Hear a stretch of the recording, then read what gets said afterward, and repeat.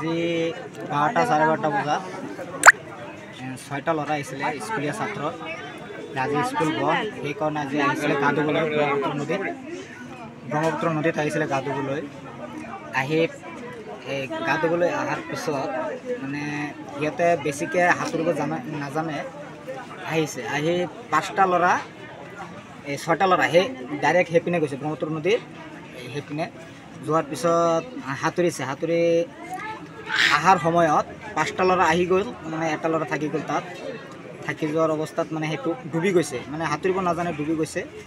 নৌকা নাছিল, 5টা ল'ৰা ৰিটাৰ্ণ আহিল। অহাৰ পিছত সিহঁতে মানে কান্দি আছে, চিঞৰি আছে যে পানীত পৰি গ'ল। মানে নদীৰ কিনাৰত এনেকুৱা মানুহ নাছিলে যে সাঁতুৰি জনা মানে মানুহ নাছিলে। এতিয়া ডুবি গৈছে। এতিয়া কি এজন সন্ধান হৈ আছে? এজন মানুহ সন্ধান হৈ আছে।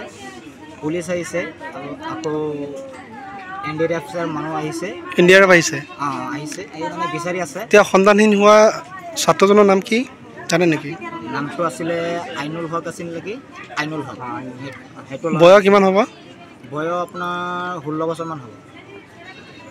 কোনখন গাঁৱৰ আছিলে গম পায় নেকি? আছিলে বৰগুলি বজাৰৰ কাষতেই থাকে। সেইটো মানে নাহে এইপিনে, আজি ফটককৈ আহি গ'ল, স্কুল বন্ধ আছে সেইকাৰণে আহিছে। হয় নেকি?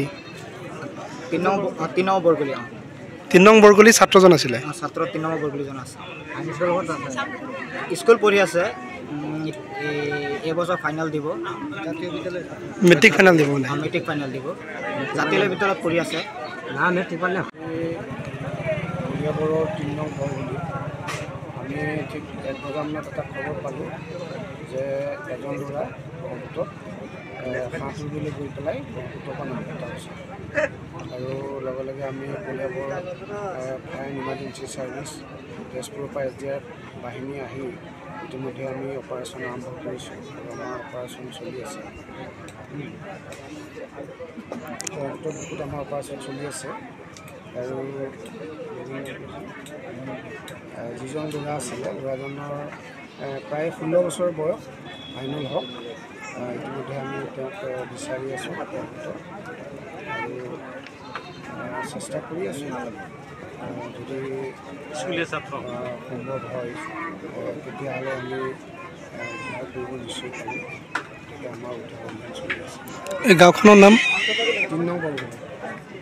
গা ধুবলৈ আহিছিলে? গা ধুবলৈ আহিছিলে। গা ধুবলৈ আহোঁতে